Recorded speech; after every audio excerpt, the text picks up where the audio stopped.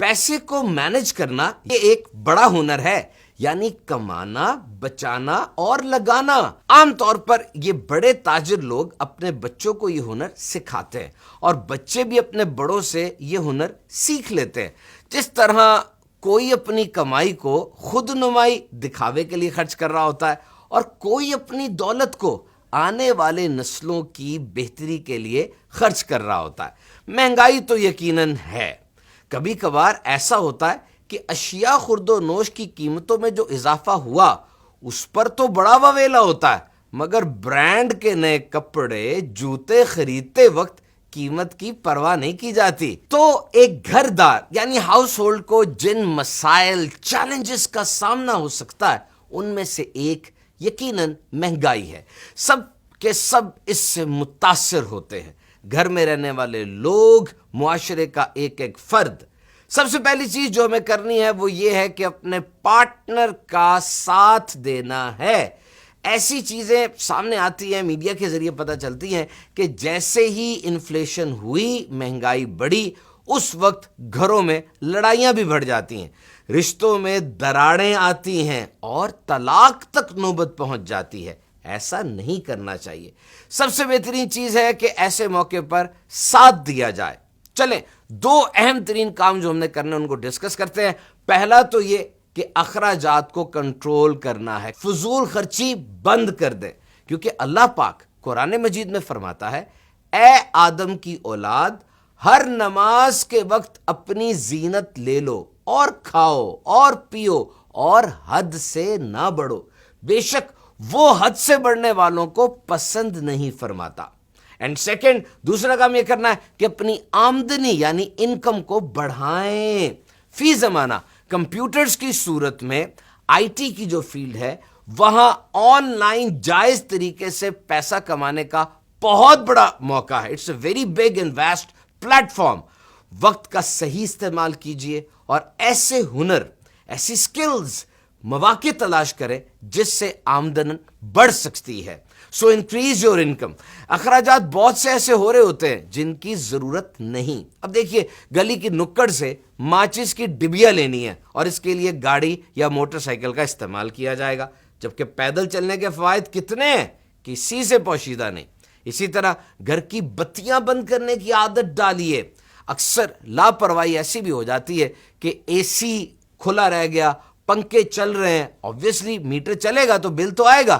تو ایسے اخراجات جو کہ کنٹرول کیے جا سکتے ہیں، اس کے لیے بہتر یہی ہے کہ گھر والے بیٹھ جائیں، آپس میں ایک میٹنگ کریں، ایک نیا پلان چاک آؤٹ کریں، نیا لاہ عمل بنائیں، اور پھر اس میں ایک دوسرے کو فالو اپ دیں کہ کس نے اپنی ذمہ داری کو کتنا نبھایا۔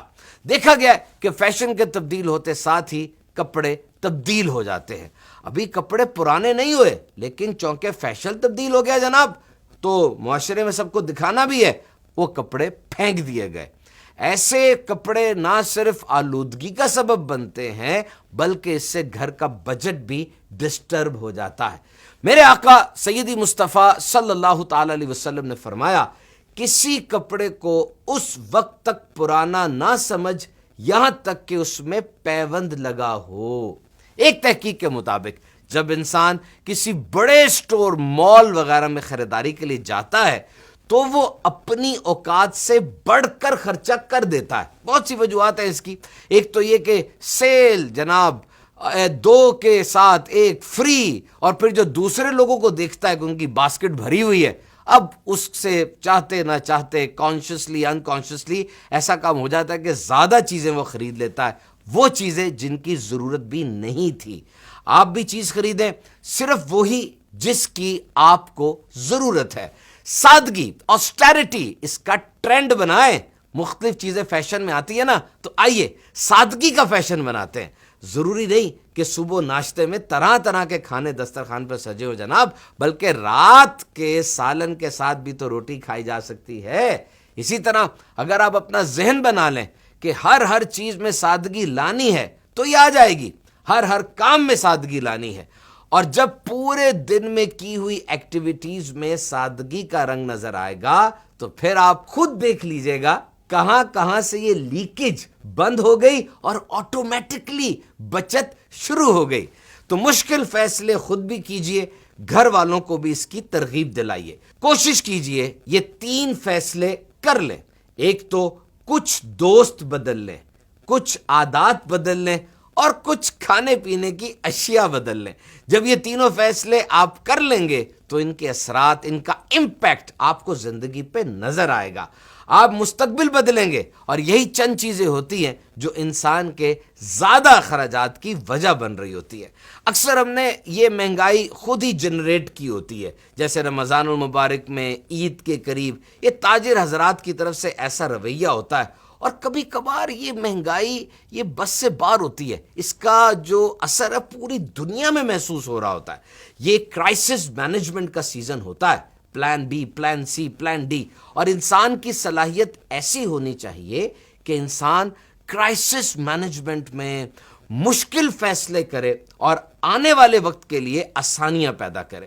اپنی بات کو اس حدیث پاک پہ ختم کروں گا کہ ام المؤمنین عائشہ رضی اللہ تعالی عنہا کہتی ہیں کہ رسول اللہ صلی اللہ تعالی علیہ وسلم نے مجھ سے فرمایا, اگر تم آخرت میں مجھ سے ملنا چاہتی ہو تو دنیا سے مسافر کے سامان سفر کے برابر حاصل کرنے پر اکتفا کرو.